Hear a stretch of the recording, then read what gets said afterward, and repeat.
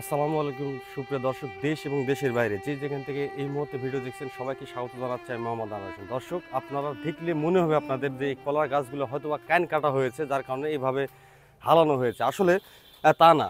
আপনারা আপনারা সবাই জানেন যে গত কয়েকদিন যাবৎ বাংলাদেশে আহ, রিনালের যে ঝড়, সেই ঝড়টি হচ্ছিল। সেই ঝড়ের কারণে যে প্রভাবটি ছিল, সেই প্রভাবটি নওগাঁর উপর দিয়ে গতকাল গিয়েছে। আপনারা সবাই সেটা দেখেছেন। তো তারই সেই ঝড়ের যে তাণ্ডব, সেই তাণ্ডবের কারণে কিন্তু মূলত আজকে দেখতে পাচ্ছেন যে এখানে শত শত বিঘা কলার গাছের যেই বাগান রয়েছে, সেই বাগানগুলো ভেঙে গেছে। আপনারা দেখতে পাচ্ছেন এগুলোতে এখনও কিন্তু কলা আসে নাই। কেবলই এগুলো গাছের যৌবন বয়স, মানে আর কিছুদিন পরে কলার কান পড়া শুরু হবে। কিন্তু এরই মাঝে দেখতে পাচ্ছেন যে এখানে প্রচুর পরিমাণে গাছ কিন্তু ভেঙে গেছে। আমরা একটু আপনাদের দেখানোর চেষ্টা করব। আপনারা যদি একটু দেখেন তাহলে বুঝতে পারবেন যে এখানে এত পরিমাণ গাছ ভেঙে গেছে।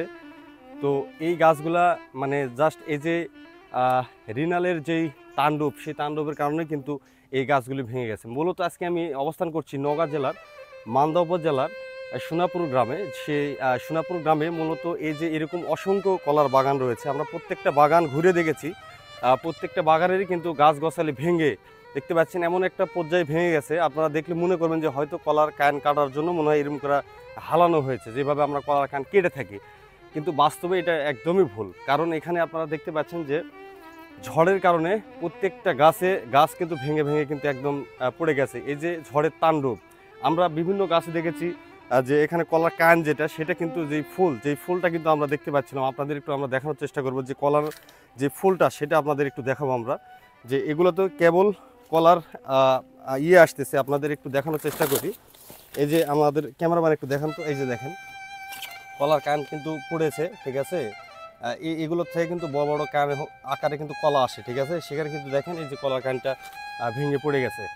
তো আমার কাছে খুবই খারাপ লাগছে যে যারা যারা কৃষক ভাইরা, যারা এই যে এই কলার বাগান যারা চাষ করছে, তারা অনেক টাকা খরচ করে এই কলার বাগানটা করেছিল। তাদের স্বপ্ন কিন্তু মাটির সাথে একবারে ধূলিসাৎ। আপনারা দেখতেই পাচ্ছেন যেখানে অসংখ্য গাছ, এরকম আরও বাগান রয়েছে, এরই আশপাশে প্রচুর বাগান রয়েছে কলার। প্রত্যেকটা বাগানের গাছ কিন্তু দেখেন একদম কি একটা অবস্থা, হেলে হেলে সবগুলো কিন্তু পড়ে গেছে। আপনাদের আমরা দেখানোর চেষ্টা করতেছি আমাদের ভিডিওর মাধ্যমে। তো এই যে ঝড়, আসলে আমাদের একটা জিনিস যে এগুলো কলা গাছ প্রত্যেক বছরই যখন বিশাল পরিমাণে বড় বড় ঝড় আসে, তখন কিন্তু এই কলা গাছগুলো কিন্তু ভেঙে যায়। যার কারণে কলাতে যে লাভ, ঠিক আছে। তো এই যে ভেঙে যাওয়ার কারণে অনেকটা লসেরও শিকার হতে হয় আমাদের কৃষক ভাইরা যারা এগুলো চাষ করেন, যারা এই বাগানটি করেছেন, তারা কিন্তু অনেক পরিমাণে কিন্তু খরচ করেছেন।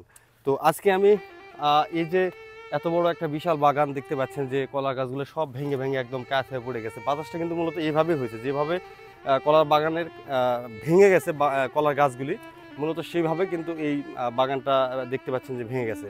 তো আজকের এই ভিডিওর মাধ্যমে আমরা দেখানোর চেষ্টা করলাম যে রিনালের যে তাণ্ডব, সেই তাণ্ডবে লণ্ডভণ্ড আমাদের নওগাঁর বিভিন্ন কলার বাগান কিন্তু এরকমভাবে ভেঙে একবার নষ্ট হয়ে গেছে। তো আমরা আমাদের ভিডিওর মাধ্যমে দেখানোর চেষ্টা করলাম কলার বাগান।